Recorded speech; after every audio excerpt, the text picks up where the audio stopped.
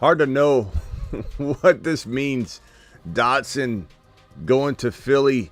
Fantasy impact is hard to digest. I'll just say that at the top of it all. But I believe we can make a lot of sense of it, at least initially, and then we gotta kind of poke around and speculate. Does this mean the Washington Commanders are making room for Brandon Ayuk, or are they just trying to get rid of Dotson, who was traded, if you're living under a rock, for the last 5 minutes? Dotson traded to the Philadelphia Eagles. Are they just making room for Luke McCaffrey in the lineup? Ben Sinnott to the moon. Luke McCaffrey to the moon. Jalen Hurts, value goes up, but how much? I don't know. Wide receiver impact, Philly. I don't know that there's much of an impact. I mean, it's not like Dotson's going to walk in and take over the target share or anything. I don't know that Dotson's really going to move the needle too much in terms of the target share in Philly. I don't know that he will. I don't know that this is a move that scares me at all if I'm a Philadelphia Eagle wide receiver manager. I'm just not concerned about it. But I'm more wondering what the hell's going on the Washington Commanders side than I really am the Philly side. This is an interdivision trade, which rarely happens. So there's a lot of is there a second part to this? Ayuk being maybe that consideration. I don't know, but we're here to kick it around.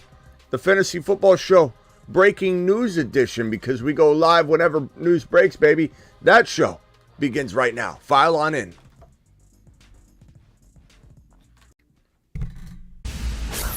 Live from the FantasyFootballShow.com studios. It's the Fantasy Football Show.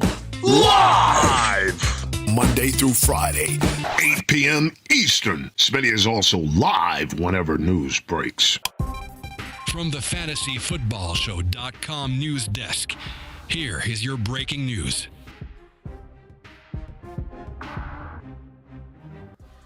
Yeah, I mean, look, and then, so we haven't put this up yet, but you know who goes up probably the most from this is Terry McLaurin. And I'll put that on the screen here. Terry McLaurin going, to the moon potentially here with this move. And then, we got this, Carlos says, rookie GM, Adam Peters, great job, buddy, laughing emoji, laughing emoji. Carlo, that's kind of a rookie comment, pal. I mean, this GM is absolutely phenomenal, and I don't know what you're talking about. He's absolutely made the most amazing moves the entire way. He's clearly got something, in the works, or they just want to put Luke McCaffrey right in the driver's seat, and they don't want to lose the value of Dotson. Maybe there's something going on, but no, Carlo, that's a rookie comment, to be honest with you. This guy is an absolute gem. This Adam Peters, he knows what in the hell he's doing. If you don't trust in Adam Peters, I don't know what to tell you at this point, because he's absolutely made the right moves at every single turn.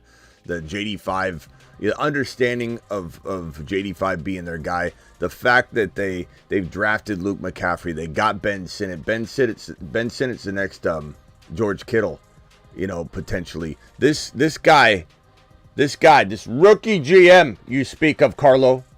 Just rookie GM. Carlo. He's the one that found George Kittle. He had a hand in finding Brock Purdy. He had a hand in orchestrating so much over in San Francisco that I don't think a lot of people understand or know. And so Adam Peters is not a rookie GM, Carlo. He's one of the best GMs in the National Football League already. And the way the Commanders look right now, they look like the Houston Texans last year, Carlo. They look like the Houston Texans last year. And, a lot of people said things about their offensive line and all that. How have they looked so far this offseason? Pretty damn good. You know what is the cure for a bad offensive line? Either a quick release quarterback like Kurt Warner. I give this example all the time. Offensive line in Arizona sucked. Kurt Warner comes over. You don't see any problems at all. Quick release, offensive line, spread out the defense. You know what's great for an offensive line that might be on the struggle bus? You bring in a great quarterback. One that the defense has to spy. one that stretches out the defense, one that makes lighter boxes for the RB, which then will in turn give and take. Let me tell you something right now. The Washington Commander offensive line is not as bad as you think walking into this season based on all the things going on. I think people don't look at the bigger picture. Luke McCaffrey goes up in value. The Philly wide receivers, I think there's a panic that ensues that isn't justified, but I take advantage of it. I'm looking forward to it. I hope people discount Devontae Smith. I hope they discount Dallas Goedert even more than they are. I hope they discount A.J. Brown to a degree. Maybe A.J. Brown falls to the 12-13 turn now instead of going 7-8-9. Who knows? Jalen Hurts can't hurt his value. Get another wide receiver in there. I mean, look, the rookie, the 6'7" rookie, Johnny Wilson, there's no telling that he loses his footing as, the potential wide receiver 3 in Philly. I don't know that Dotson steps into some huge role yet. We don't know. Ben Sinnott to the moon. To the moon. In fact, I mean, we've got him on the midseason monster list. There's no reason Ben Sinnott shouldn't be on the Moon Man list. We had him on the Moon Man list a while ago. Man, dropping loads in outer space. I think he's going to replace Javon Baker, who I still love as a potential midseason monster, but there's no reason to have him on the Moon Man list. Ben Sinnott's going to go in this. It's more of like it's almost like kind of a smaller version of the midseason monster by putting him here, but we just want him in the corner of this Moon Man list as a long-term absolute monster gem smash. He was on the Moon Man list at the very, very beginning and just got slightly moved over to the midseason monsters, but we're putting Ben Sinnott back over in the Moon, ready to do work. Ben Sinnott might be the very next George Kittle because Adam Peters, the GM of the Washington Commanders, which some of you don't seem to know anything about. Some of you guys, it seems like there's some rookie comments out there, Carlo. Don't seem to understand where the Washington Commanders are headed. And they're headed there right away. Ben Sinnott is going to be Adam Peters' next George Kittle.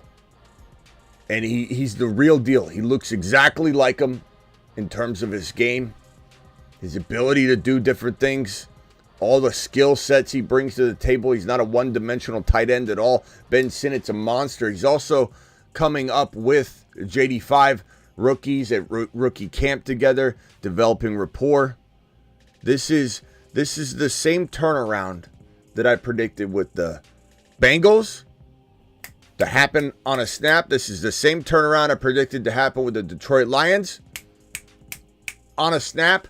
This is the same turnaround that we predicted on this channel to happen for the Houston Texans because they have one of the best GMs in the National Football League. Caserio knew what he was doing, got rid of Deshaun Watson right away, figured out how to get this team and the ball rolling. Caserio, one of the best GMs in the National Football League. Why did I know the Texans were going to be that good? Because of him. How do I know the Commanders are going to be this good as I'm predicting? Because of Adam Peters. That's it. Adam Peters to the mother flipping moon. Mashed potatoes! Yeah, buddy.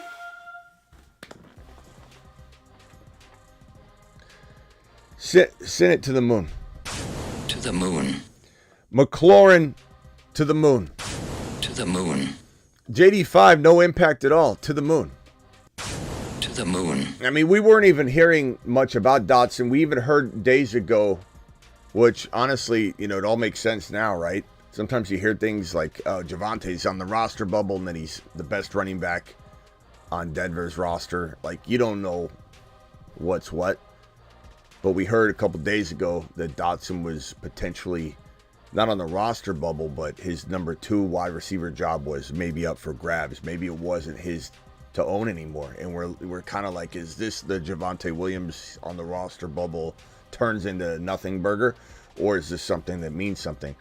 And to be honest with you, if I am the GM, if this is my situation, I'm 100% John, mute yourself real quick.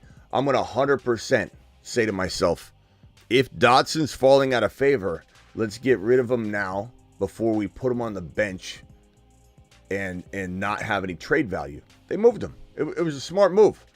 Again, rookie comments from anybody saying that this is a rookie GM.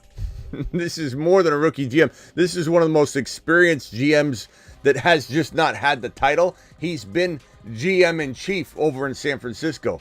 Adam Peters is no rookie GM. This guy has been a veteran, like puppet master, pulling all the strings, controlling all the moves over in San Francisco as the, you could say, acting GM. This guy's absolutely a genius, and I trust him. I trust Adam Peters. I know he knows what he's doing. They must really see something in Luke McCaffrey, who you got to think this guy Adam Peters has been absorbing all this 49er, wide back special talent. He's been accumulating that type of talent for the Niners to utilize.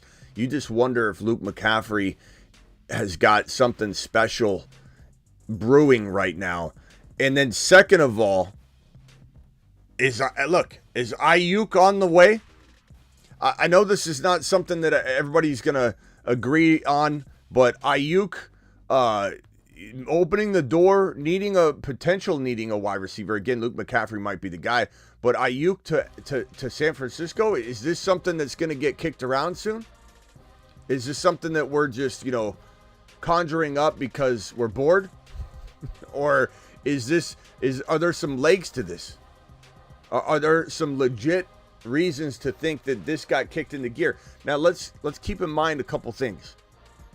A lot of times when a trade doesn't happen between one or two parties, when another party was once interested, those parties sometimes circle back when there's no movement, and the team that was originally looking at this thing might be like, they're not getting what they want from these other parties. Maybe we can now step in and say, hey, remember when we were talking about maybe being involved in this? We hear things aren't going good. What if we come in and up the ante a little bit and we go back to what we were talking about? Not to mention, remember Adam Peters, the connection with Shanahan, the connection with John Lynch. He was the acting GM in a sense over,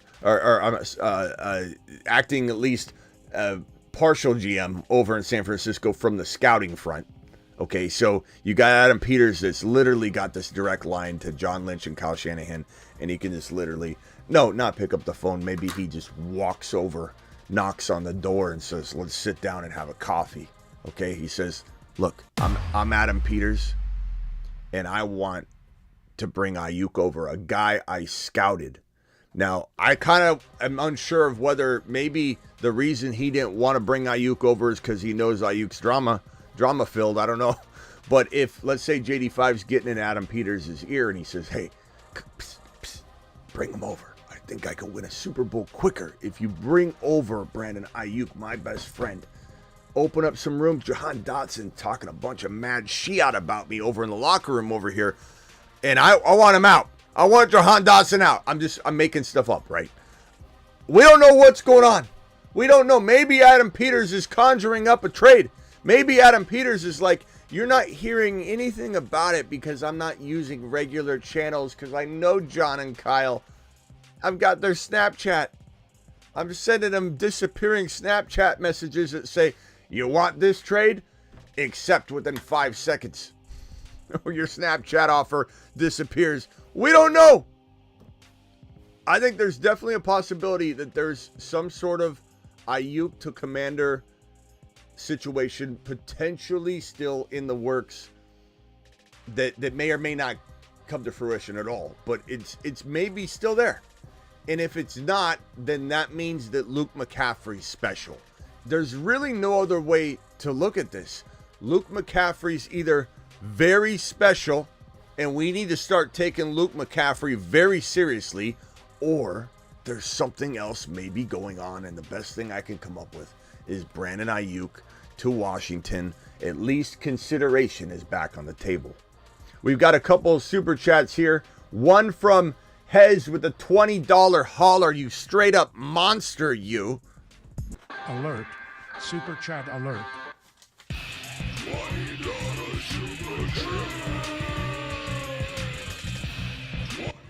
Straight up monster droppage right here. Hez says PPR 1 keeper, 8th pick, keeping Lamb 2nd round. Other keepers are Hall, Taylor, Gibbs, Pacheco, White, Monty. Should I go after Kyron or Saquon with the first pick? Kyron. Hez, look, Hez, I can only say it so many times. And I know you just want confirmation. And Hez, you dropped a $20 hauler. So for you, pal, I'm not only going to repeat myself, I'm going to show you the 5 best picks in fantasy football. The Supernovas, basically Marsmen, Saturnmen. Which ones are the best picks in fantasy? Because you got all these lists, but how do you know which ones are the Smitty's favorite? Smitty's guys. I give you the Supernovas, Hez. There are Saturn, Mars, and Moon men, but only 5 can become supernovas. I give you the 5 best picks in fantasy football. They are the 5 supernovas.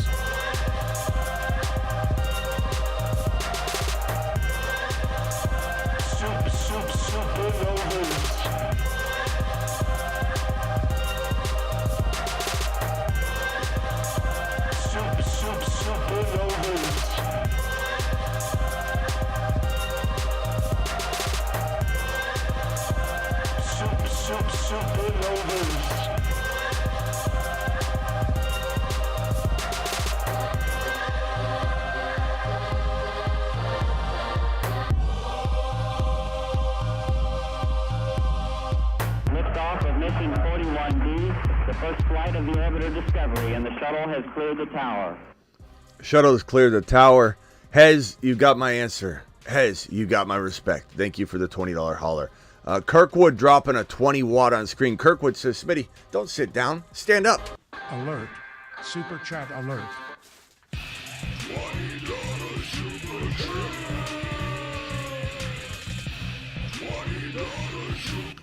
Kirkwood, appreciate you. What's up, Smitty? I'm waiting to see where the Texas team in LLWS finishes for my draft position in 10-team Superflex, so I'll be in the top 3. Draft ideas. Have you done a Superflex video for the season? No, Kirkwood, but I have talked a lot about that. Honestly, Nix is one of my favorite later second quarterback grabs. Go quarterback early, grab your stud, go back to normal drafting in rounds 2, 3, as far as you think you can push it. Kirk Cousins and Penix Jr. together are my absolute favorite. Must grab Dynasty QB 2 option. Fields and Russell Wilson just for safety and to lock it down is my favorite option in redraft. If you can pull off Cousins and Penix Jr. in redraft as well, Cousins goes a little higher. And then Bo Nix is kind of my favorite redraft. Bo Nix with Penix Jr. with maybe a little Rattler action. So appreciate you with that. And there'll be more Superflex content. But you could also ask any question you want. You could also dial into the phone line or Super Chat, and you can turn the conversation into a Superflex conversation like that. Just like Shaggy saying, sorry, boss. The TPS reports can wait. Smitty's doing a live stream. $20 hauler, Shaggy. Alert. Super Chat alert.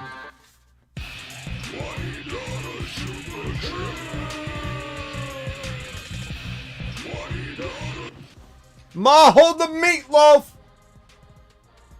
I'm holding the meatloaf. Shaggy's holding the TPS report. Shaggy to the mother flipping moon. Hang tight there, Bob.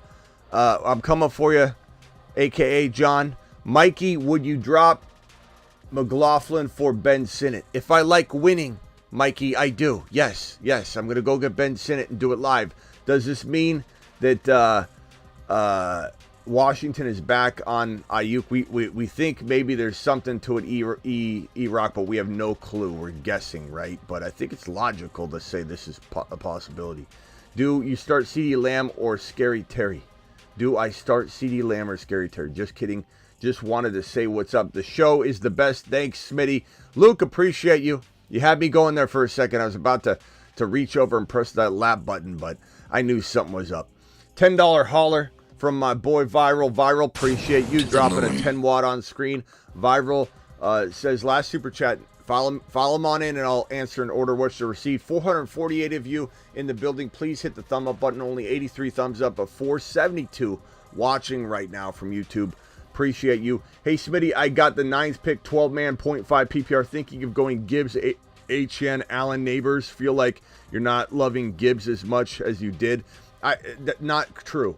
And honestly, Viral, I say it every time we talk about it too. So I think you gotta listen to what I'm saying though. And Viral, I appreciate you. I'm not mad at you.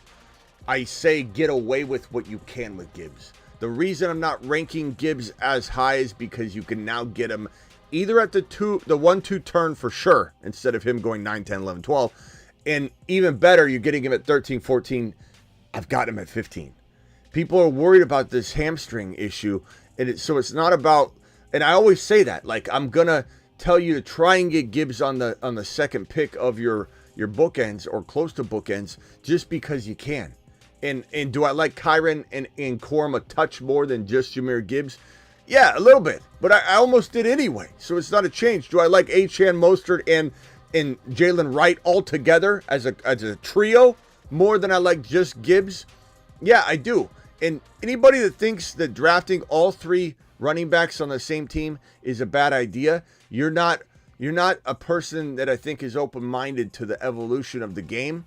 And we've never seen a situation that demands you owning all 3, and we've never seen an offense like this before. So if you're going to use historical trends and, hey, we never are supposed to do this, Smitty, I'm told, drafting 3 players for 1 starting position is not good roster management. You got to keep more of an open mind that you're looking at an offense we've never seen before. So you can do whatever you want. I don't even hesitate.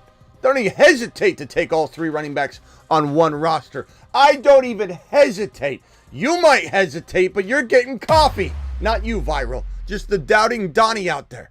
All right, John, you're live. Hey, Smitty, I just want to say that's unbelievable. They were able to get a 3rd and 2 7ths in exchange for a 5th for basically a player that hasn't really done much. Regardless of who they have on the team, it's still, I think that's amazing. And even though the 2025 draft doesn't have a lot of potent players, well, not potent, but it's not just wait. Deep. There's still a lot of really good players at the top end. And bro, I gotta say that they're yeah, wait to the draft. Like, I'm not saying you're necessarily wrong that it's not lesser in certain aspects of it, but like, bro, let the college season play out, and then you might think differently about the class. But go ahead. No, the class is amazing. There's a lot of RBs at the top. I'm just saying that it whatever their GM did to do that, he's got to have some sort of magic wand or something, because that's unbelievable. That's totally one-sided, and his name's I don't know what Adam Peters. His name's Adam Peters. Thanks a lot. Yeah, Johnny. Adam Peters is okay. John's in and out. He doesn't like to stay. You think he gets uncomfortable being here too long? You know, he's like, kind of slips in. Kind of picture him with the Kleenex. You know, opening the door handle with the Kleenex. I just wanted to say something, and now I'm out of here. He's like, let me go. Let me get the sanitizer on, and I'm out. Charles T, appreciate you dropping this $5 hauler. Would you trade Jalen Wright for Sinnott? I have Achane. No, I wouldn't be getting rid of Wright if you've got Achane. I love Ben Sinnott, bro, but like this is not a move that you should be making. Not that you shouldn't maybe try and get Ben Sinnott, but why are you going to break up the crew? You know, you need that cuffage more than you need anything else. Bench running back Jalen Warren. Would you trade Jalen Wright for Sinnott? Part of me wonders if you're talking the other way around. The answer is I want Wright with Achane, no, regardless of that, okay? Just want to make sure in case you're wording that backwards. Appreciate you, Charles T, to the motherfreaking moon. We've got Travis Rode and the Bruce on the phone. Travis, what is going on? You're live. Both of you are live. What do you think on this situation? You think that Jahan Dotson, as we called him the other night, or someone called him, do you think that he has value in Philly? Do you think he impacts the Philly receivers, number 2? And number 3, do you think there's some thought that Ayuk might be in the conversation for Washington again? Or is it just Luke McCaffrey season? On the Philly side, I think it's a big deal because they were looking at Johnny Wilson and Paris Campbell as their number 3, which, you know, they both have certain upsides, but this now where, like you mentioned the other night, A.J. Brown, he's amazing, but he does have those knee issues you worry about here and there. And Devonta Smith, he's been banged up a little bit, but what it does is it gives him a ton of depth because now he slides into that spot. And I don't know if maybe Devonta Smith doesn't play quite as much slot now, but either way, it's just so much depth for the Eagles, which we've been talking about all year. They're going for it. And then with Washington, it could come down to that Ayuk, could open the door for Ayuk, or it could be that Dotson isn't, an Adam Peters guy. And they like to, if De'Ami Brown and McCaffrey and other players are, performing close to him in camp, they say, this isn't our guy, this isn't our type of guy, however you want to put it.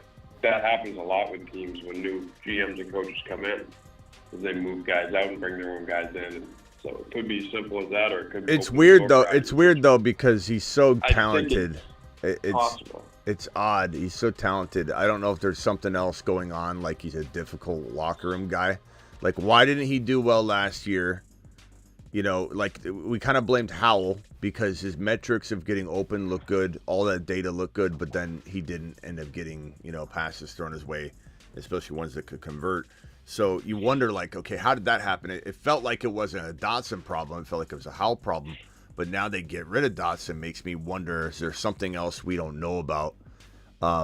Philly's making moves. Philly's making amazing. Philly's such a good team. They may have made mistakes in years past, but they're absolutely an amazing operation right now. Paying both their wide receivers, getting their quarterback that's got so much doubt around him for some reason still around the NFL circles. Like, oh, he's not a very good quarterback. Like he's good fantasy, but Hurts isn't a top 5 quarterback in the NFL. Like this garbage rookie takes. This guy's a top 5 quarterback in the NFL. He's a top 3-2 fantasy QB. And so as Philly taking care of A.J. Brown, taking care of Devonta Smith, paying both of them, making both happy, and still going and getting another receiver, on top of drafting Johnny Wilson, on top of having Dallas Goedert, who's still a really good player, and then going and acquiring Saquon Barkley so they can do what they did with Swift, but rerun it back, rinse and repeat, and do it the right way, which is get a guy out there that can get 5.5 yards per carry, maybe 6 in this offense. With these weapons spreading out the defense, light boxes. Barkley's never seen a light box in his life. Barkley's only seen 87-man fronts waiting for him, looking like he's going to war. He's at the enemy lines, and there's just this line of this wall, this big wall in front of him, and we're judging Barkley. Look at him. Judging him. Look at the baby. This is constant judgment here that everybody has and is casting on Barkley, and Barkley's about to say, you don't even know who I am and what I'm capable of doing. Barkley's going to tear up the league if he stays healthy. This guy could lead the league in rushing. Him and Bijan are going to be neck and neck for total touchdowns potentially. I'm not saying Kyron's not going to be there too. Obviously, I love Kyron. Kyron, I think, is going to lead the league in rushing touchdowns and be an absolute monster. Kyron, Barkley, maybe Bijan trying to lead the league in rushing yards. This is going to be a phenomenal year for Philly. Philly is the division winner. Philly is the conference champion. Philly is going to the Super Bowl. I just can't tell you they're beating the KC Chiefs, but they're, in my opinion, and they've been there from the beginning of the offseason, and every move they make, the Dijon drafting, everything, just the excellent playing 3D chess while everybody, including the Niners, are playing checkers on draft day, announcing the A.J. Brown extension, giving A.J. Brown $84 million guaranteed when the Niners were about to try and trade Brandon Ayuk, or maybe look at Debo, but trade Brandon Ayuk. But then all of a sudden, the A.J. Brown $84 million guaranteed closed the door on a game day or a draft day trade because the contract had to be worked out in conjunction with the trade. And now the contract was confusing because you got A.J. Brown getting $84 million guaranteed, and you have to then what? Now restructure Ayuk's mindset to say, hey, we're going to trade you over here. Would you accept this deal? Ayuk hasn't been able to agree on a deal this entire offseason. There's no way you were going to get him to agree to a deal on draft day. The Eagles are playing 3D, 5D, 10D chess while everybody else is playing checkers. And even if this doesn't necessarily do the trick, like if Dotson ends up being kind of a mediocre piece of this offense and he doesn't really impact, the fact that they're preparing ahead, collecting the depth in case AJ goes down, as you mentioned, or Devontae Smith goes down. And one other note real quickly, and then I'll go back to Travis, then over to Bruce. Keep in mind, like, as much as I want to say Devontae Smith doesn't get touched, AJ Brown doesn't get touched, their values are going to be fine. If for any reason Dotson became the locked-in slot wide receiver, the slot wide receiver for Kellen Moore is always the best receiver. So I'm not saying that that's going to be the case here. I'm just saying that if he plays slot all the time, he's going to eat way more than we think, because Keenan Allen was wide receiver 3 last year in the slot. CeeDee Lamb made his name in the slot under Kellen Moore. And the slot wide receiver for Kellen Moore is always electric. I hope it's AJ Brown and Devontae Smith rotating. But I'm just making that point known that Dotson, there's not for sure he's a nothing burger. But I think this is a depth move. I think this is potentially just like planning ahead. Like, good God. Like, Dotson's your third wide receiver. You might not even need him. This is a smart football team, the Philadelphia Eagles. Yeah, and just to add to that quick, before you go to Bruce, in fantasy, we talk a lot and focus on a lot, and it makes sense. The top wide receiver on the team and the wide receiver 2. But from a strictly football standpoint, that third wide receiver plays a huge role on the team, whether it's depth or the slot or, just enough balls to go around during the course of a game. And to put him there, which even if people say he's disappointed or hasn't lived up to it, he's a third-year guy now. He's a veteran, as opposed to having Johnny Wilson, who looked like he was kind of winning the job a little bit over Paris Campbell. Paris Campbell's hurt a lot, so you can't really count on him. And this gives Johnny Wilson, the ability to be like a red zone guy and develop, whereas in having that veteran guy as a third wide receiver, just adds so much depth to the Eagles team. Prime, what in the hell is this comment? Eagles scouting process primarily involves them watching NFL Network. How hurt are you by this trade, or how? I imagine Prime, are you a Niner fan? I imagine you're a Niner fan, because only Niner fans can't accept the Eagles' greatness. And I'm not an Eagle fan. I am a Eagle appreciator, and I understand what time it is, and what time it is it's Eagle time. And it's like, I look at this comment, and all I can say is this is the most biased individual right now in the live chat is Prime. But that's okay. I understand there's some pain there underneath that comment, because this is like, what are you talking about? Like, how are you going to make fun of only like a rival fan base, and the Niners are definitely rivals, has the ability to cook up a comment as blind as this right here? Eagles scouting They got AJ Brown, Devontae Smith, Jalen Hurts, just picked up Dotson for kicks, grabbed Saquon Barkley, have Dallas Goedert, drafted amazing, stole Dijon right underneath the Niners' nose, and you think they're watching some Mickey Mouse type of content to make their decisions when they're absolutely playing 10D chess while everybody's playing checkers, Prime? I mean, unbelievable comment. Prime, I like you, pal. But that was the worst comment of the day. Bruce, you're live. You kind of answered my question, but what do you think their values do fall to? Do you think AJ's still like a first-round pick? And, Yeah. I think that, like, for me, it doesn't affect anything. I think that I don't see Dotson coming in, learning a new system, and taking over anytime soon. Like, I think it's a depth move that if something happens, And I'm not going to move A.J. Brown down on my rankings. I'm only going to take advantage of maybe the droppage if it happens. Kind of like the hamstring injury with Gibbs. I'm not moving Gibbs down personally. I'm allowing Gibbs to fall wherever I can try and make this, situation most beneficial for me. So Yeah, I'm not worried. Not worried. For me, I really like Devontae Smith this year. And I didn't know if you thought he was going to fall down more.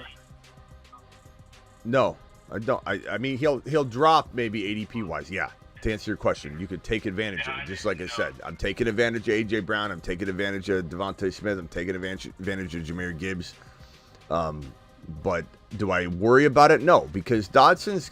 Look, again, think about it from a logical perspective. Adam Peters is amazing and probably one of the best GMs in the league already. And the fact that he didn't want him says something to me.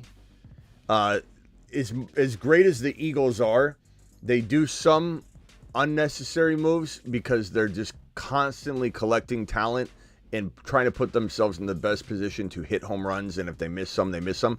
They brought in Swift, and they didn't really necessarily need to do that. They should have maybe gone a different direction.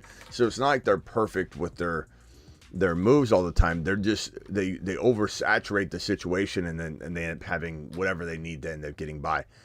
So I don't necessarily look at this as like, hey, Adam Peters missed. I trust Adam Peters more than I trust the Eagles, to be honest with you. Even all the great things I just said, I think the Eagles said, hey, this is a good wide receiver. We can get him. We'll bring him in. And this will be good. This will be a good situation. This will be a good backup depth piece. And for whatever reason, Adam Peters wasn't feeling it. Again, there might be more underlying to it, like maybe he's a difficult guy. Maybe he's not. Maybe he gives up, and when he gets frustrated, kind of like a Diggs situation. I don't know what it is. I don't know if there's some sort of problem between JD5 and him. We don't know. But I know Adam Peters is smart enough to say, hey, talented guy, but if he's not getting along with my quarterback, I don't need it. Because my quarterback's the most important thing. And like I said, maybe they're cooking up some sort of package to get a Brandon Ayuk trade. But then you wonder, like, if they were going to go after Brandon Ayuk, why not just send Dotson? Like, if you sent Dotson in a second rounder for Ayuk, I think it'd be done. So part of me wonders, like, why that didn't Niners don't happen. like him. My question is, maybe the 49ers didn't want Dotson. Maybe. Part of me wonders that. Maybe, or they didn't want the 49ers, or Adam Peters doesn't want Ayuk because he knows who he is, or I don't know.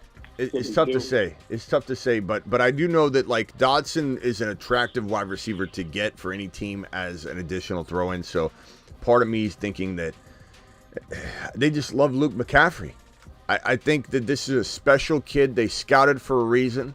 He's brother of Christian McCaffrey. Obviously got good, DNA. And they like him so much they're putting him all over the field. And this is an organization. I'm not saying they were successful with Antonio Gibson, but this is an organization that has taken somebody that doesn't have the track record to be a bona fide, like, elite starter at the position, and they've run with it. And Gibson, for 1.5 years, was actually a stud. Like, Antonio Gibson, coming off his rookie year, his sophomore year in fantasy was a top 12 pick. We bought in so hard, and I admit I was guilty of it.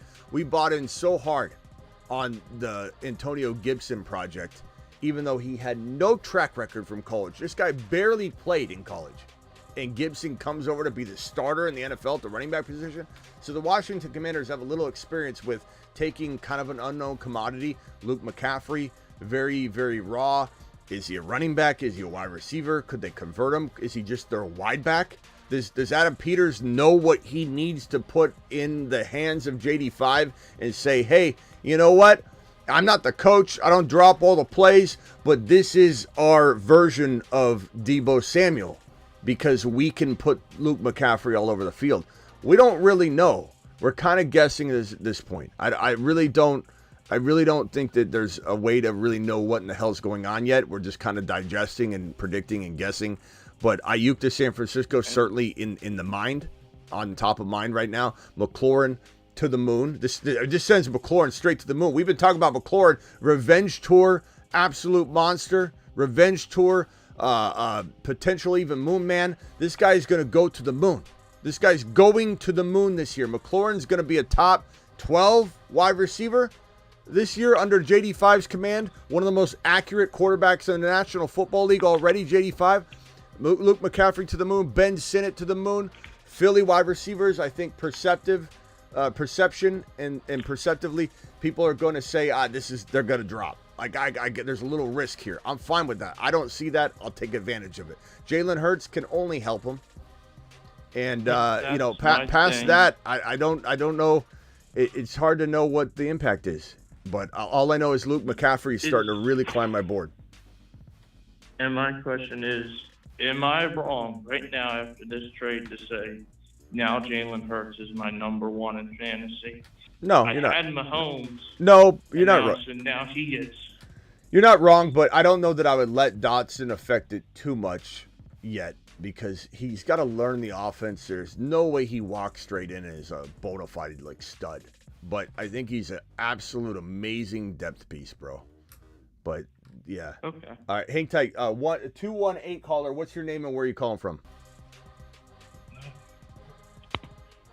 Hello?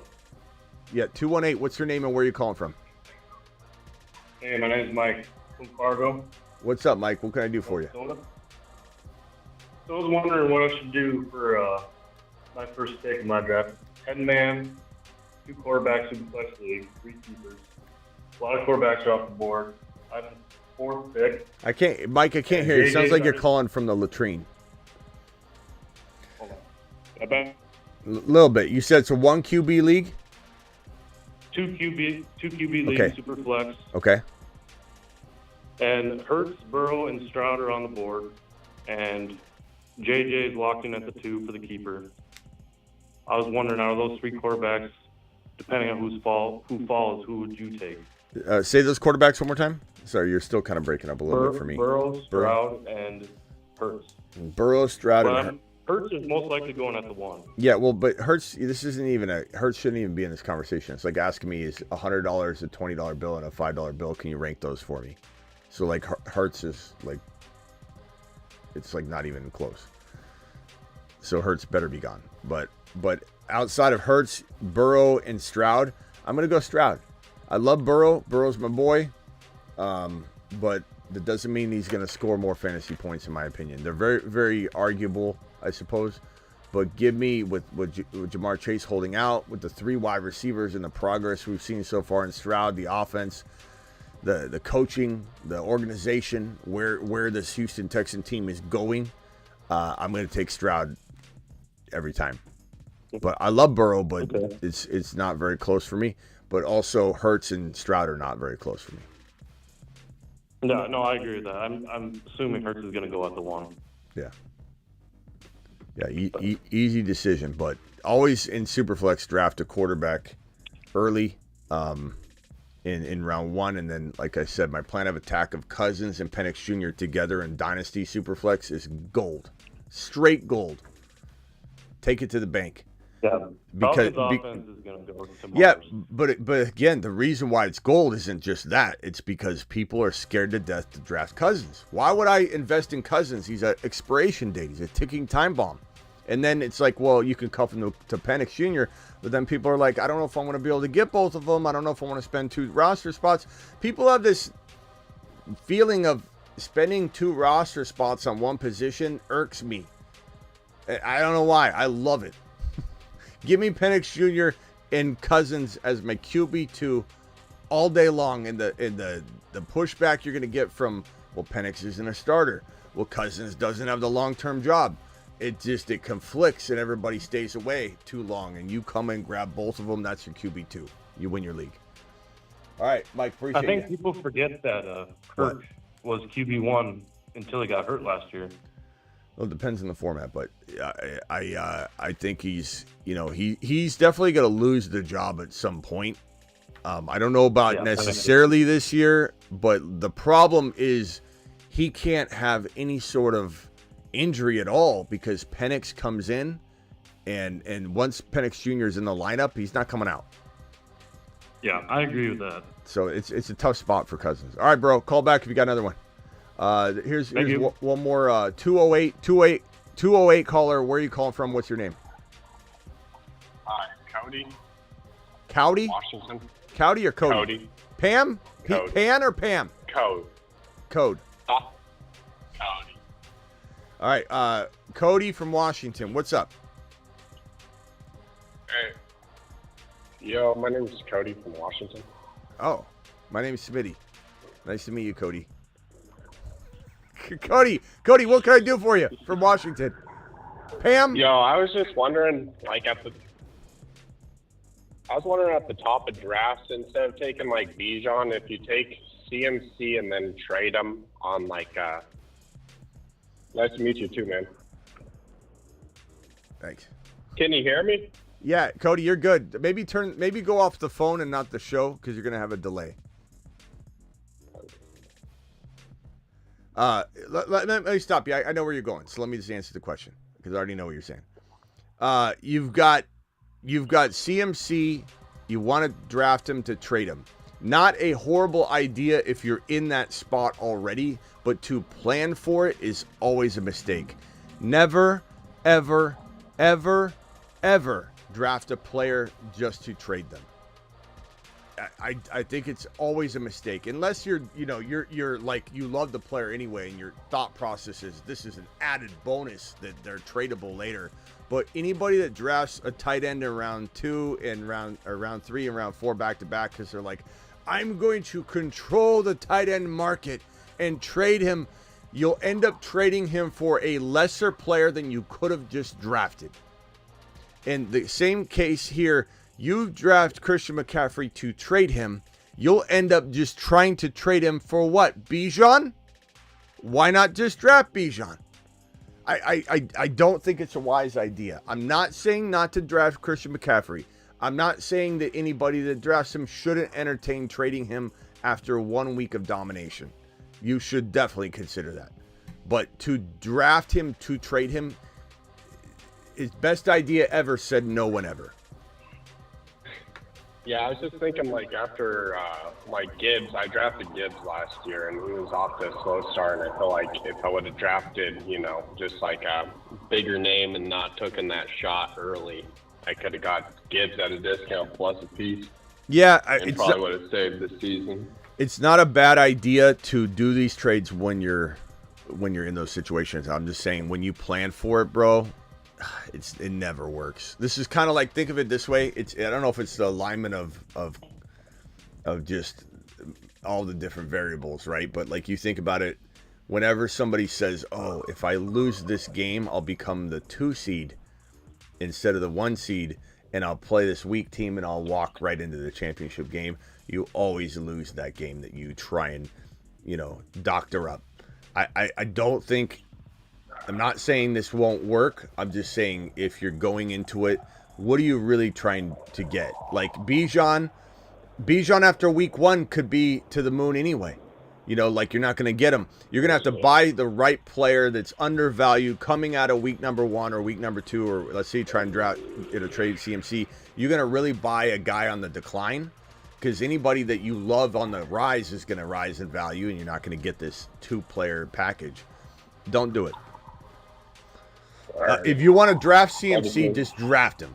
And then if the door opens to trade him, it's a great added bonus because Christian McCaffrey, I would definitely trade after a month of football. But I wouldn't make this selection over that. All right. Good. All right. Later, Cody. Later, Cody. Man, 2 super chats, and I'll go back to Travis. Jay dropping a 20 wad. Jay, you still here? I'm sure you are. Alert. Super chat alert.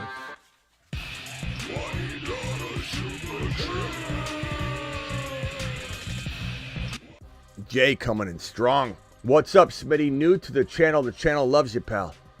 Just wanted a quick take on Kyler Murray's season. Don't need a week-by-week summary. Okay. But how do you see progress throughout the season? I love Kyler. Kyler Murray, just real quickly, I'll say was a top 5 QB the season he tore his ACL. and we had about, I believe, 10-game stretch of him delivering points. It wasn't like 4-game window or small sample to extrapolate. I believe it was right around 10 games. Kyler Murray was playing at number 5. Extrapolate 10 games across 17, he would have been QB number 5.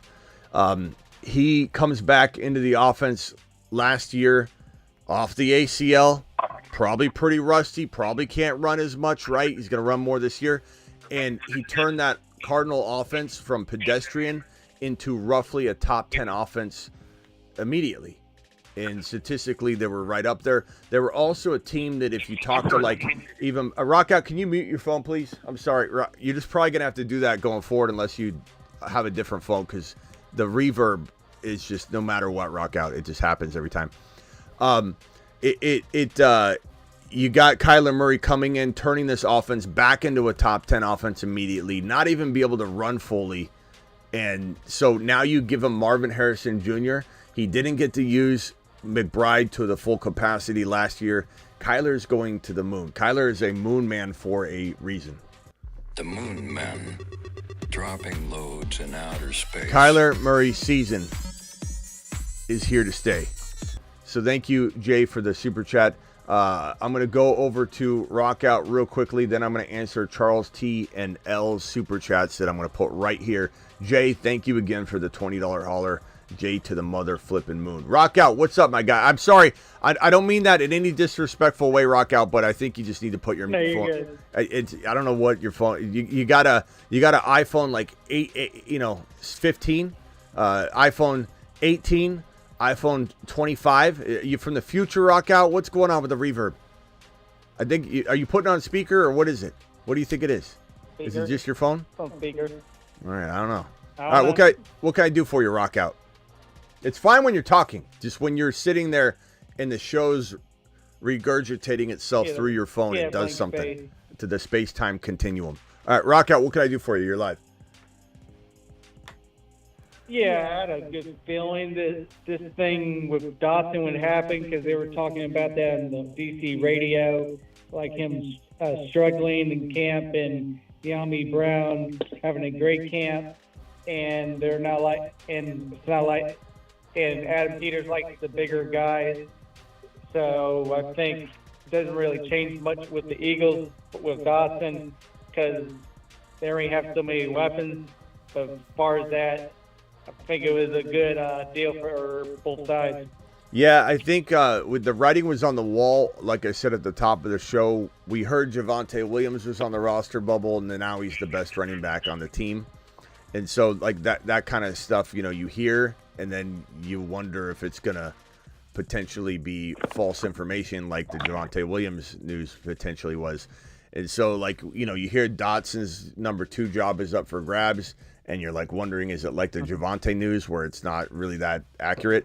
And then you see him kind of become the number 2 on the field. It wasn't like he, it wasn't like he lost the job in my eyes during the preseason game even. So, like, I don't know. It's tough to say, but Brown is supposedly doing very well. And the fact that Luke McCaffrey is looking fantastic. So we'll have to look at Brown as a sleeper. I don't know if he's going to be ahead of McCaffrey for me for the long term, but maybe initially he will be. So tough to know. But certainly there's some things about Jahan Dotson that maybe weren't jiving that we'll find out later. And Philly, again, as great as Philly isn't necessarily the team that has all the answers with all the players they acquire.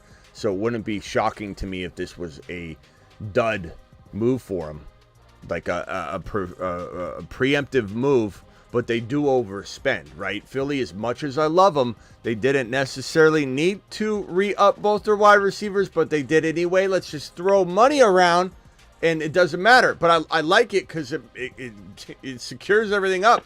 But bringing in Swift, let's use Swift as a between-the-tackle running back. It didn't quite work, but they were trying, and they'll do whatever it takes. So bringing in Jahan Dotson might be another, kind of misfire, but I love that they're just absolutely trying to get everybody they can, and it's going to click, so we'll see. But wouldn't shock me if he didn't have the impact that, kind of like Swift. He does good, does good when they call upon him, but maybe he's not a long-term fit. Who knows? Yeah, and then McLaurin jumps up. Yeah, McLaurin goes to the mother flipping moon. All right, hang tight, rock out, mute yourself if you could. Let me get these 3 super chats out of the way. Then I'm coming for Jay, who's waiting on the phone line here. What's up, Smitty? What do you think of my team so far? It's 12-team PPR tight end. Tight ends get 1.5. Hurts, Bijan, DJ Moore, Rashee Rice, Laporta, Schultz, Najee, Metcalf, Keon, or Keon, no time limit on the clock. Still have 7 picks. I like the team. I'm not a big DJ Moore fan. I think his room's crowded. He was great when he was by himself. Whoever, can you guys mute somebody? Rockout, is that you still? It's a Rockout. No, I'm me. Who is that? All right. Damn Rockout. Just kidding. I like this team. I don't love DJ Moore, but I don't also hate him. I'll be tempted to see what I could get for DJ Moore personally, but that's me. Love your team. DJ Moore and Najee for one big player. Dre, that's what I'd be cooking up. DJ Moore and Najee for one big stud. Top elite guy, as elite as you can get it. Thank you for the $10 hauler, my guy. Moonshot to you. To the moon. Thank you, pal. And this one's from Castro, $4.99. I'll put that here. Charles T with the 5 says, my weak spot is wide receiver in 0.5. I have JD5, Achane, Bijan, Walker, MHJ, Cooper, Amari Cooper, Pitts. Would you trade Walker for Terry? I don't think so, no, because Walker's got a little bit higher value in non-best ball. I don't agree with the second to third round value of Walker. I tend to not draft him when he goes that high, but he does seem to have a lot higher value than McLaurin. So I don't know that I would make this move. I'd maybe do it for McLaurin and something else, like a Chase Brown and Scary Terry for Walker. Walker, don't discount Walker. He's got very high value in non-best ball. So it's not like I hate where you're going, but you need something more. Trade away AJB for Coleman and 2 25 first rounders in Dynasty. Yeah, I probably do. I know people are going to... I don't know what people are going to say on that one. I think trading AJB for Coleman would be, okay, hey, you're getting carried away here. AJ Brown's fine for now for 2 more years. The knees won't catch up to him for another year or two. Smitty, calm down. I could see that, right? But you throw in 2 25 first rounders. I don't know where the first rounders are. If you told me they were guaranteed to be 12 or 11 at a 12, then maybe I would actually need to have a deeper conversation with you about it. But if you're telling me they one of them or both of them have a shot at being, I don't know, kind of early, could be early, you don't really know, that Coleman and the 2 first rounders, I think Coleman's going to be absolutely electric. So I'm going to take that. I don't know that everybody would, but AJ Brown is not a spring chicken. So I definitely think I would take that. I have Trevor Lawrence. Chat, what do you think? Would you rather have Keon Coleman and 2 first rounders or AJ Brown in a dynasty? I have Trevor Lawrence as my QB2. Should I pick up Penix or Justin Fields or Bo Nix or keep Trevor Lawrence? That is a great question. One I have not contemplated yet at all, and to that degree at all. Like Trevor Lawrence, do you give up on him at the upside of a Penix Jr., a Fields, or a Bo Nix? I'd probably say Bo Nix is my favorite of the entire lot, just because I think, he's the starter. We know he's a starter, and he looks mother flipping fantastic. I love Penix Jr., but it's still a project. I try and grab both somehow, bro. I don't know if there's a way to drop your kicker and just hold both of them and at the end make a decision, but I think you got to go Bo Nix. Bo Nix is absolutely looking like he's going to be super undervalued. Let me go over to Jay. Jay, you're live. Hey, what's good, Smitty? What's up, man? So, I got to talk about my home team, Eagles, and all that, 2-5. I would say Howie did his big one with this one. This one is solidified. They've been shuffling the deck. They tried Devontae Parker. They tried Paris Campbell. They tried Alame Zakuni, whatever his name is. And now Dotson finally lands in a home where he can finally be comfortable and not to look over his shoulder. I feel like he smoked he smoked this draft right here. Not this draft, but this trade right here. And it was the first round pick, so he's still got some tires, some tread left on the tires. He's still got some potential. I feel like Dotson is, going to be a sleeper for this year for probably like flex radar status. So like later on in the season, I would assume, because once other teams double up Brown and leave Devontae open, all there is Dotson just swinging in the middle and feel like a little fly. He's going to, get that yak as well. And the only thing that limited him was really just like a hamstring injury. Outside of that, he's been pretty cool. I mean, he just had terrible quarterback play, so this is an upgrade for Dotson with his quarterback status, and he can get back to that college form. So yeah, we'll see. We'll see. It's certainly worth the gamble, in my opinion.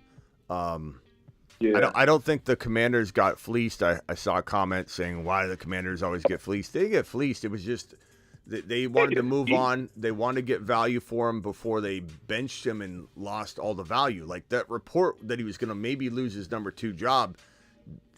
When you're at that stage with a wide receiver, and I'm not saying that he can't rejuvenate himself over in Philly, but when that happens, you either crap or get off the pot.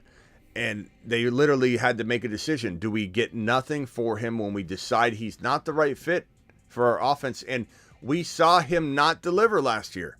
I'm not saying it was his fault. I felt like it was more Sam Howell's fault because the route metrics looked good for Dotson. If you were not looking at the actual production and you just looked at the route consistency and the success rates of his routes run and getting open, you would think he had a big year.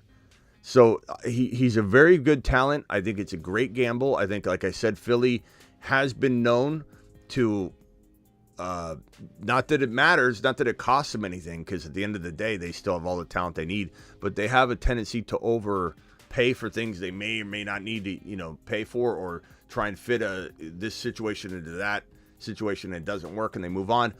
But Washington, Adam Peters is very precise. He wants everything a certain way. He's got everything lined up. He's very smart. I think he's one of the best GMs in football already.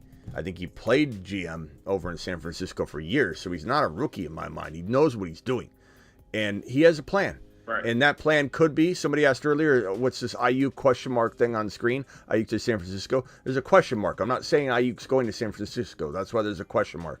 But is definitely something we're proposing on the channel as of hey, is this cooking back up? Because you free up a wide receiver spot, it makes you wonder, because this is a team that was potentially interested, and the quarterback, Jaden Daniels, the best friend of Brandon Ayuk, you know damn well he's saying, get rid of Dotson, bring in Ayuk. And maybe the draft capital that was acquired is going to get thrown in, and they just wanted to gain a little bit more firepower. Or maybe they're getting rid of something, and they're like, let's go get some other draft capital to replace that. Adam Peters loves his draft capital. So maybe he wants to replenish that. I don't know. It might be used, or it might just be replenishing type ammunition for when they do send their draft capital for Ayuk. Or maybe Ayuk re-signs with the Niners, because the Niners are in control of whether they want to accept the Steeler trade, accept a unknown Washington Commander trade that could or may not have been brewed up again, or say, hey, you know what, Ayuk, you wanted this. How about we do this small tweak? Let's get a deal done. Ayuk wants to stay in San Francisco at this point. He looks like a homesick kid that went to camp and ended up being a big baby when he got to camp. And I think Ayuk's petrified to go outside of the facility again.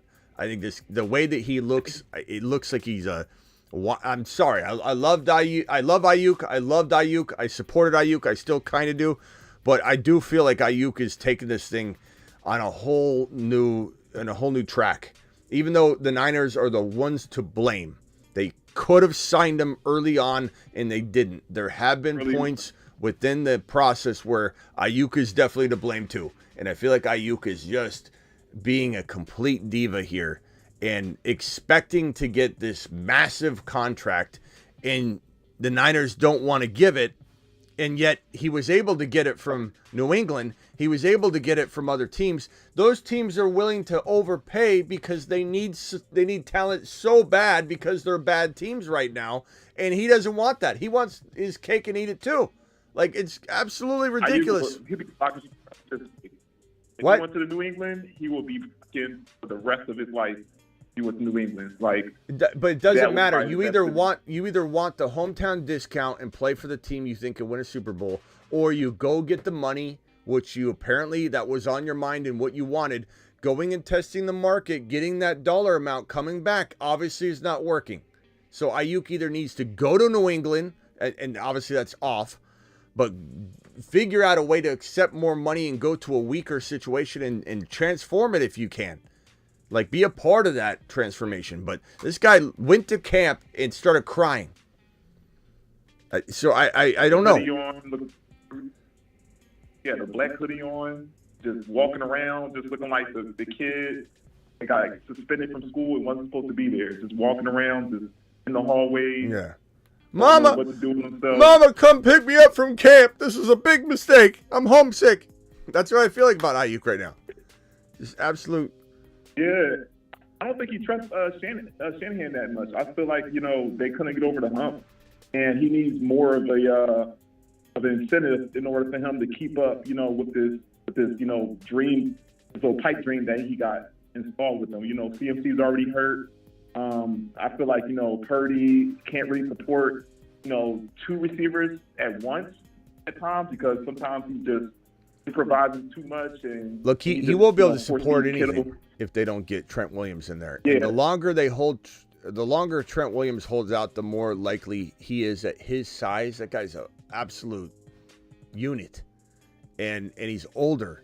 The longer he holds out, the more likely he's going to get hurt. Like I'm not going to say I can guarantee anything, but I almost want to say there's no bigger injury risk in the NFL than Trent Williams if he continues to hold out.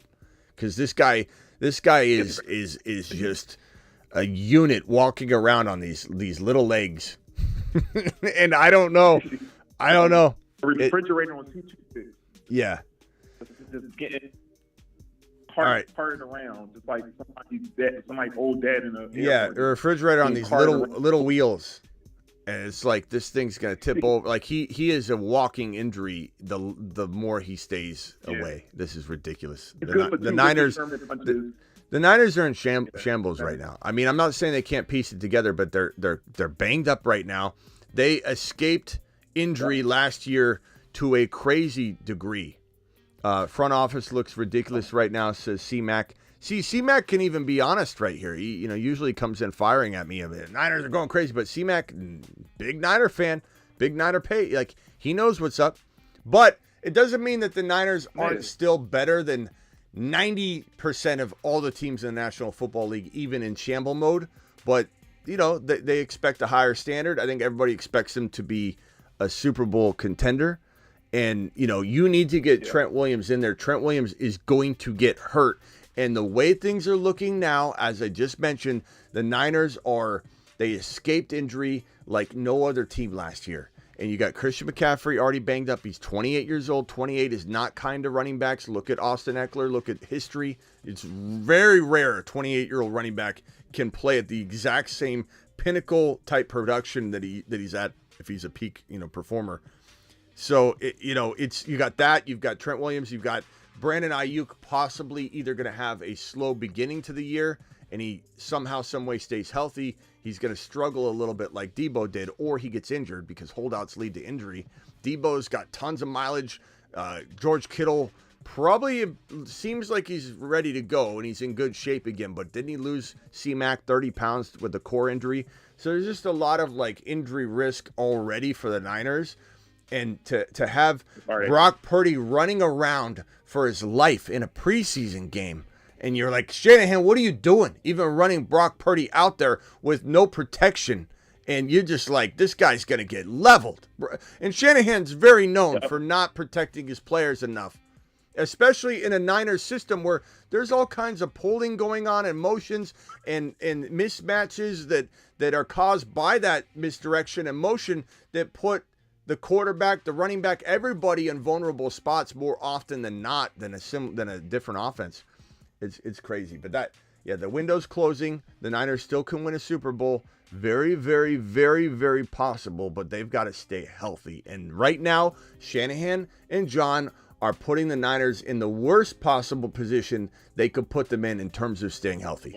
You need health to win a Super Bowl. If you have health, you can win a Super Bowl. But Shanahan and Kyle Shanahan and John Lynch are putting this team in a very vulnerable spot with Ayuk getting hurt, very vulnerable spot with Trent Williams getting hurt, a very vulnerable spot with CMC and Purdy getting hurt because of Trent Williams getting hurt and all the other situations going on. This is the worst, formula.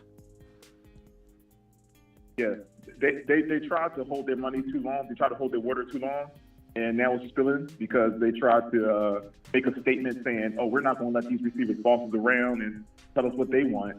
And then once they did that, and time has passed, now all the receivers now holding out. It's like one person going on strike against a job. Once the other coworkers go on strike too, now everybody else there's no one working. So now it makes it harder for you to make a stance if these people are holding out and holding ground. So. I feel like, this Jamar Chase situation just, piggybacks off of that. It's all going to snowball into something. And Jamar Chase, the Bengals shouldn't be allowing Jamar Chase to, he's not on his 5th year. He's got 2 years left on his deal, and he's acting like he's not getting paid. He's been sitting there for 5 years unpaid. Like he's walking into year 4. And he wants, according to this last report, he wants $120 million guaranteed and $40 million per year. I don't know if it's accurate, but that's the report that's out there that came from an ESPN local ESPN radio show that said that it was $40 million per year, not 35. So JJ $35 million, JJ won $10 million guaranteed. Chase wants $40 million, not 37 or 36 or 38. $40 million and $120 million guaranteed.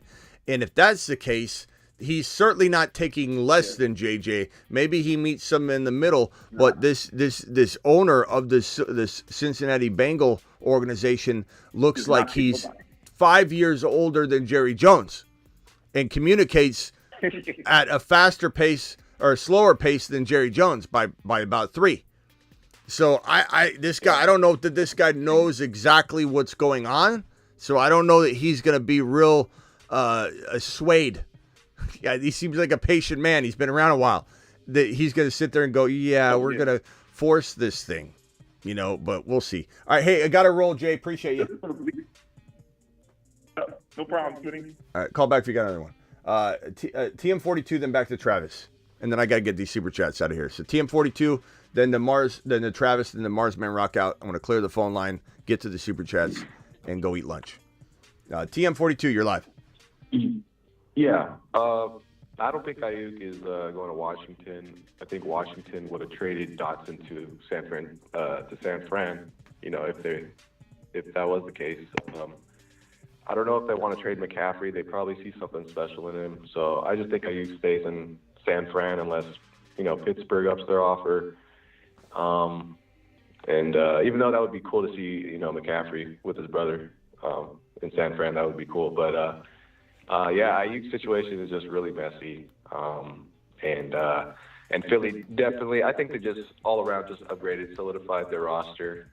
That's coming from a Cowboy fan. So, they're definitely the top of the NFC East right now. Yeah, Philly's not the smartest spender out there, but they're certainly the owner that it's like the guy that goes into the drive-thru and says I'm kind of feeling like onion rings and fries.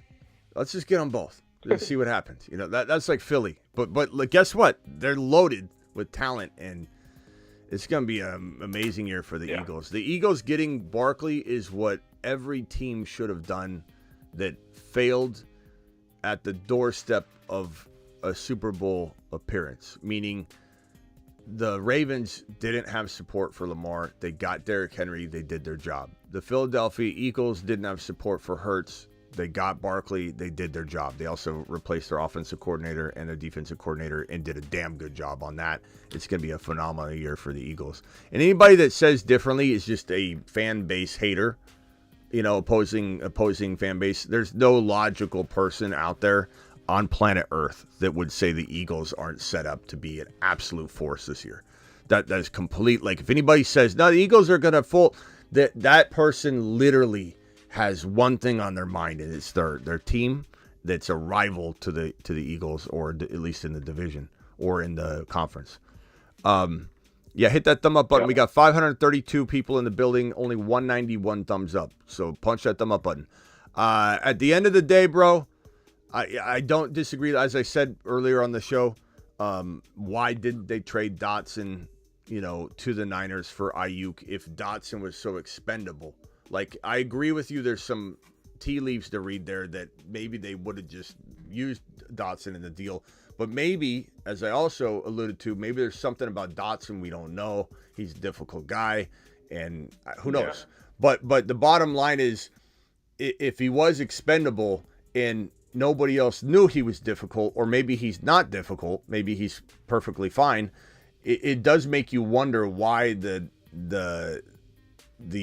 Washington Commanders didn't say, it's got to be about money. They didn't want to pay Ayuk. But why they didn't say, well, this is an expendable piece anyway. We don't even need Dotson. Let's trade Dotson in the second rounder. And the Niners would take that in a heartbeat because they have been looking at like a second and a third or a second and a fourth with no players in return from the Steelers, or reportedly. So they would take a receiver back. That's what they want. Dotson, who's a great receiver on paper, in a second rounder. But doesn't mean that they're not they made, just like we're saying Dotson makes sense for a trade to get Ayuk, so maybe a trade isn't going to happen. I think it also makes sense to say they opened up a spot on their wide receiver room. Maybe they are in the Dotson game or the Ayuk game again. Hard to know. It does feel like 90% chance that Ayuk isn't even wanting to go anywhere else right now. He just really wants to, he's homesick. He's the kid at camp that made a big mistake going to camp. He should have never agreed to go spend the night at the the camp on the weekend. He misses his home and his mama bad. He wants to get paid and play on a contender. He wants to. He doesn't want to be homesick, and he wants to get paid.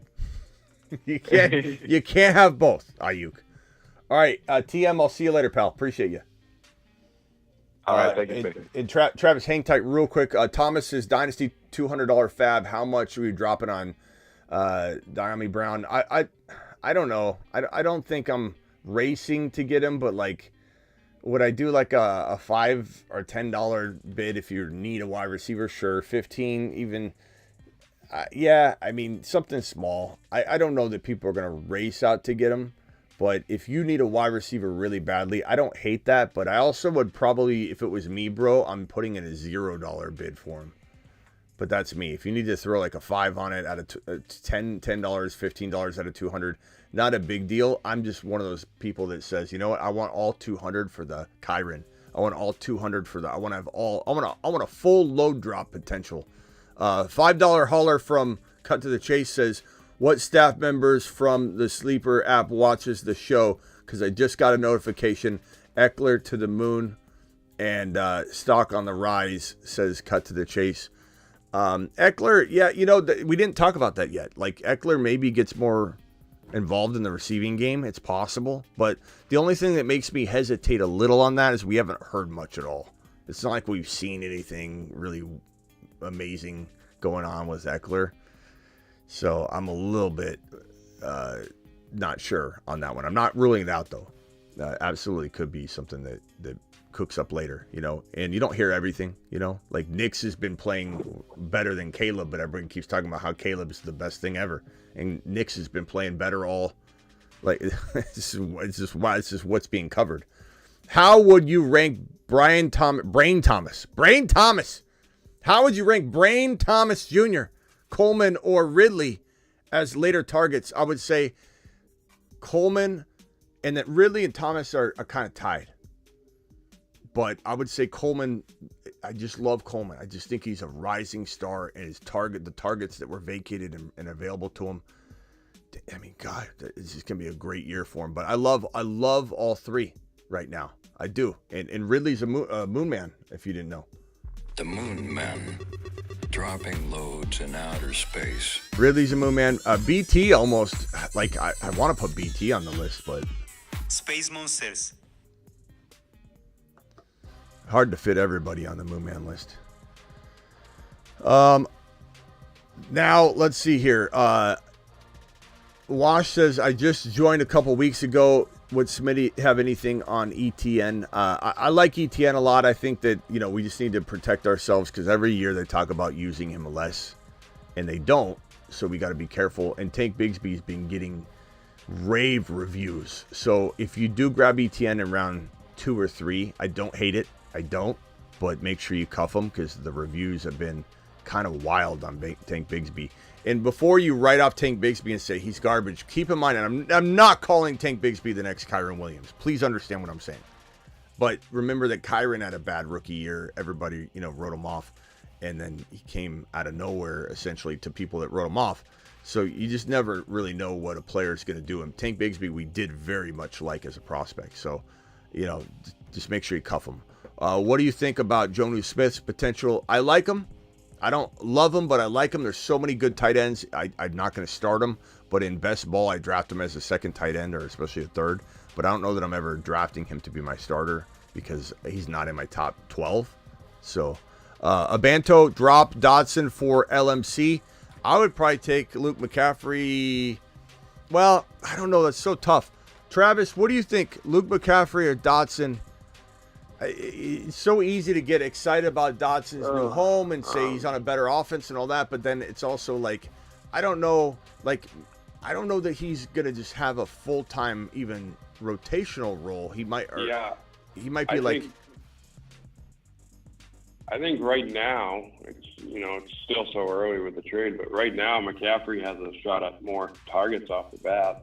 I think so, but you don't know what Washington does either. So obviously they bring an idea. I'm going to say moving teams, changing offense, learning a new scheme, and cementing in the third wide receiver role, over Johnny Wilson, who's been there or whatever. I'm going to dial it back a little bit and just say, give me Luke McCaffrey, who's a rookie, who's come up with JD5 in rookie camp, had the rapport the entire time. They're using him at running back. They obviously want to get him extra involved. And it wasn't like he took snaps one day. They were running him as an RB for a handful of days in a row. And then it kind of died down as far as, I don't know if they just didn't want people to know what they're doing too. You don't really know. Not everybody displays everything at practice. And let me get Axe off the phone real quick, then I'll come back to Travis. Axe, you're live. You got like 30 seconds because I got to go grab some lunch. I understand. Hey, listen, Smitty, and a quick question. I'm drafting in the standard leagues for this is my second year. Wouldn't you think like a Terry Henry would be more effective in that league versus a reception running back? In other words, you could draft on a PPR mind, but on a standard league frame of mind, you think the ones that gets more carries and touchdowns would be more effective versus the ones that catch? Yeah, but you got to also think about the fact that he's getting older, bro. He's not just a 14. That makes sense for a 1,400-yard rusher that gets no PPR work. But you're talking about Derrick Henry not only not getting probably a ton of PPR work, but he's not going to even get the amount of rushing yards that he used to get. And his offensive line is not that good. It's very, very downgraded this year. It's better than the Tennessee line he had. Huh? I just use him as an example, not necessarily, but his style of play. Yeah, but there's not very many players like that anymore. Everybody's pretty much a PPR. They're like a hybrid now, even though they're built, a certain way. But I think, it's case by case, bro. There's no way to define this like in a blanket statement way. It's just you got to give me two players, and I'll tell you whether the non-PPR aspect moves said player over said player. But at the end of the day, I mean, you're still talking about touches. You're still talking about touchdown opportunities. You give me a guy like Bijan who is going to run a lot less than probably Barkley between the tackles if Barkley stays healthy. But even in a non-PPR setting, he's still getting a lot of yards, Bijan. He's still getting those receiving touchdowns, even if the PPR work isn't there. And the most important thing is, I'd say, you gotta get out of this non-PPR nonsense. At least go to 0.5. 0.5 is such a happy medium that gives you a little bit of that, not to mention content. There's going to be very little content out there on non-PPR. I rarely ever cover that on any level, like unless somebody calls in, which you're welcome to do. That's why the phone line's here. But I just, there are very few. I don't know why people still do it. They're just set in their ways, I guess. I find that a non-PPR league very rarely has anybody under the age of 40 in it. And that's not a knock on anything. It's just like anybody that has an older league is definitely not changing. They're set in their ways, and I get that. But there's nobody starting up that I know of, starting up a brand new league. Let's go non-PPR. Like, it's just not, there's no content for it. So I would try and navigate that over, bro, if you guys can. But I understand. Yes, sir. All right. But yeah, I don't really think Derrick Henry's the best example because he's going to drop off in yardage. I would say the best player to maybe think of for that would be, let me pull up some rankings and look at it. But I'll try and give you a sense of like a player that I would move ahead maybe in a non-PPR format at running back. The main thing, bro, I don't think it's really positional. Like, not much changes amongst RBs. What changes is wide receivers drop a little and running backs become more of a commodity.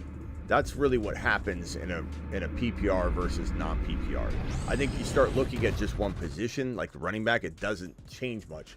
But it very much changes in terms of, okay, now wide receivers at the top of the first and second round, you're going to see half of those guys drop out a little, and then the running backs become a commodity. But Breece Hall catches passes. Christian McCaffrey catches passes. Bijan catches passes. Jahmyr Gibbs catches passes.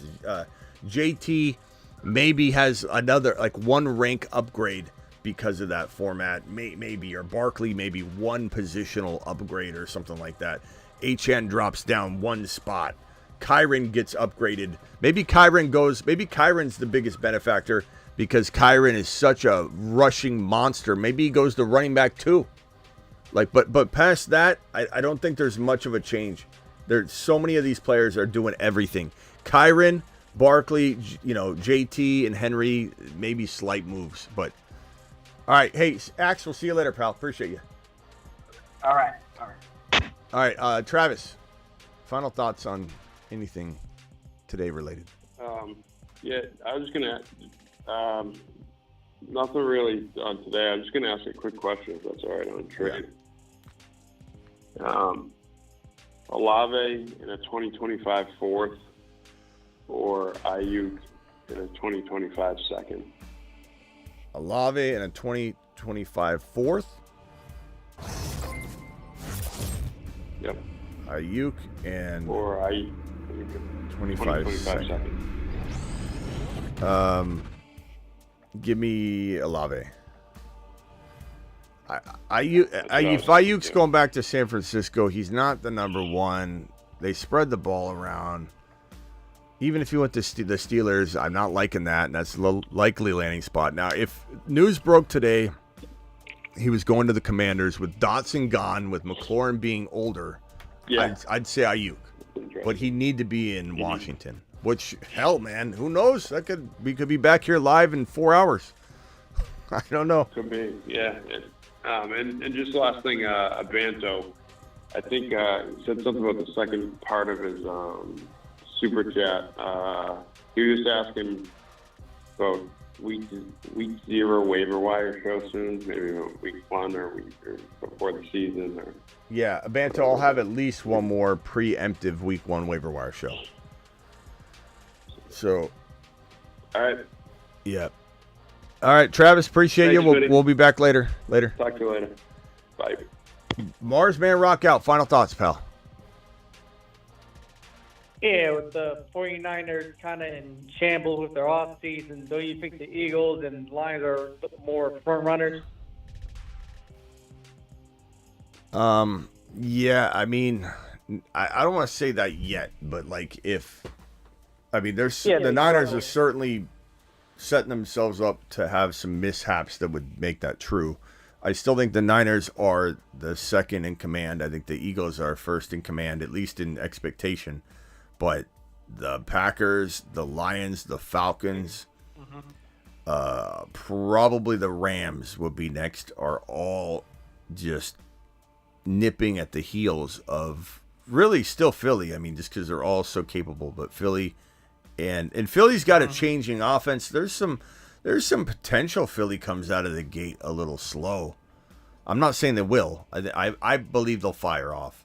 But I'm just saying, like, it wouldn't shock me if I'm like, it makes sense in hindsight. You know, they changed their offense. They're still getting used to everything. But, I mean, yeah, Detroit and Green Bay and Atlanta and the LA Rams, this is such a good conference now. I'm not saying that this AFC isn't either, but the AFC used to kind of feel a little bit more powerful, and now I feel like it's very even. You got the Jets, you got the Chiefs, you got the Dolphins, you've got the Texans now, the Ravens and the Bills. Like, it's a really strong conference, but now I feel like it's getting a little bit more balanced in a way. Yeah, I'm just thinking the 49ers might come out a little slow with the Trent and Ayuk stuff. Yeah. Yes, sir. Rock out to the moon. Anything else, bro? All right, enjoy your lunch. Yeah, call in later. We'll be live. We'll be live if news breaks, because we go live whenever news breaks. But if not, I'll be here at 8 p.m. Eastern, like we are every single 8 p.m. All right, later, bro. Yeah. Rock out. All right, guys, I'm live Monday through Friday at 8 p.m. Eastern, every single Monday through Friday. So that means we'll be back at 8 p.m. Eastern, 5 p.m. West Coast time. Every Monday through Friday, we're live. We're also additionally live whenever news breaks, like this very show right here. Someone gets traded, we go live. I fire up the studio, I get the fireplace fired up, and we come in here and we do it live. So we're also additionally live most midnights doing drafts or whatever. So click this link right here and sign up if you want to be a part of all that. I'm going to pin that link in the live chat.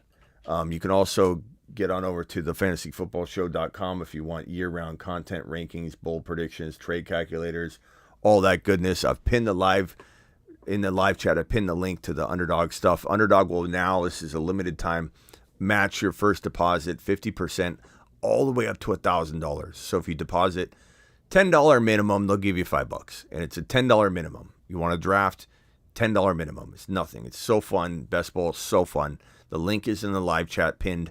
The link's in the description of the video. But they're, for a limited time, they're matching your first deposit 50%.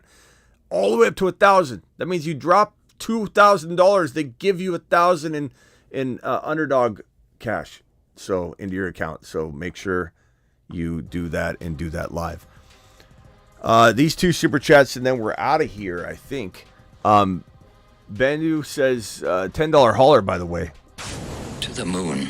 Bendu to the moon. Dropping this wad. And then we got Mahmood. Gibbs or Kyron in the second round. I like Kyron a little bit more, especially if you get Corum, Bendu. Get Corum. 11th pick. You could get both of them, though. You could drop both these guys. PPR, love the show. Thank you, Bendu. Appreciate you. And don't even hesitate to go Kyron and Achan, Kyron and Gibbs, Achan and Kyron, Kyron and Gibbs, Achan and Gibbs, like just whatever combo. Mahmood, Smitty, what's cracking? Dotson blows, says Mahmood. He's not a fan. He's not a fan of the Dotson machine. All right, everybody, appreciate you. Thank you, Mahmood. Thank you, everybody, for your super chats. Thank you, Mahmood. Thank you, Bendu. Thank you, Cut to the Chase. Thank you, Abanto. Thank you, Charles T. Thomas, Cut to the Chase. Restrained, appreciate you. Castro, Dre, L, Charles T, Jaden, appreciate you with the $20 hauler. Shaggy with the $20 hauler. Let's see here. Shaggy. We had Kirkwood with the $20 hauler. Mikey, Hez with a 20. E-Rock, Luke, and Viral coming in with the first super chat of the evening. I will see you all later. On that note, I want you to all know that there's a certain player certain 5 players that you need to draft. The Moon Man, the Mars Man, the Saturn Man, right? Well, I've consolidated 5 down to the 5 supernovas. If you want to know who my 5 favorite draft picks are from my Moon Man, Mars Man, Saturn list. The 5 supernovas. There are Saturn, Mars, and Moon men, but only 5 can become supernovas. I give you the 5 best picks in fantasy football. Hold on a second. What are you talking about? What is it? Dante's trying to lower the value of Kyron by saying whatever this is. Kyron might start slow considering no training camp. Bro, Kyron's been out just absolutely killing practices and drills. And what are you talking about? Kyron, nice try. It's a real cute approach. Everybody, don't draft Kyron. It's not going to work. Supernova. There are Saturn, Mars, and Moon men, but only 5 can become supernovas. I give you the 5 best picks in fantasy football. They are the 5 supernovas.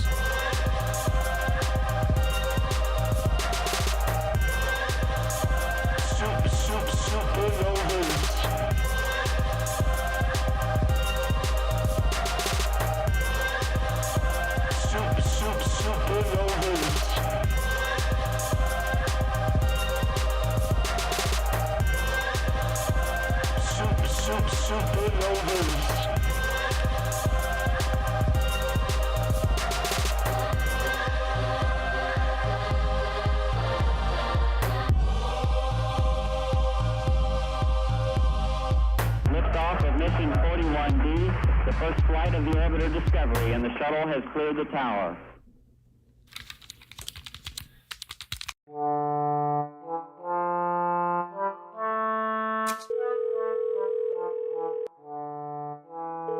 Come on, man. Pick up. Please leave your message after the tone. Hey man, it's Devontae Adams again. Call me back, bro. In your eyes, the light that hit your eyes, incomplete flawless. Excuse me, Jalen. Reporter Randy here from the Take a Lap Times. Do you know you're currently a 3rd to 4th rounder in fantasy drafts? 3rd to 4th rounder?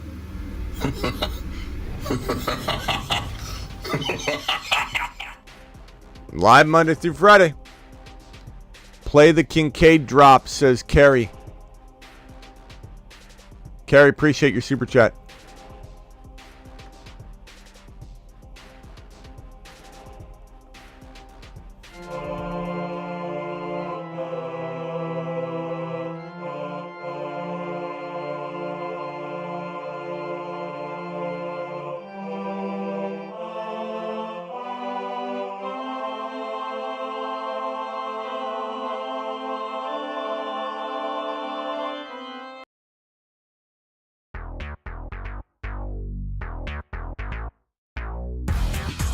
One Tigdale special, please. Coming right up.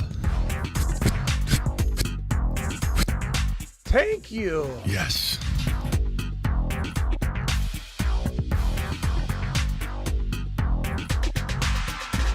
Appreciate you all. See you later. Monday through Friday, 8 p.m. Eastern. We'll be back. And I'll be back before that if news breaks. If news breaks, we'll be back live twice before the end of the night. Maybe 3 times. Deuces.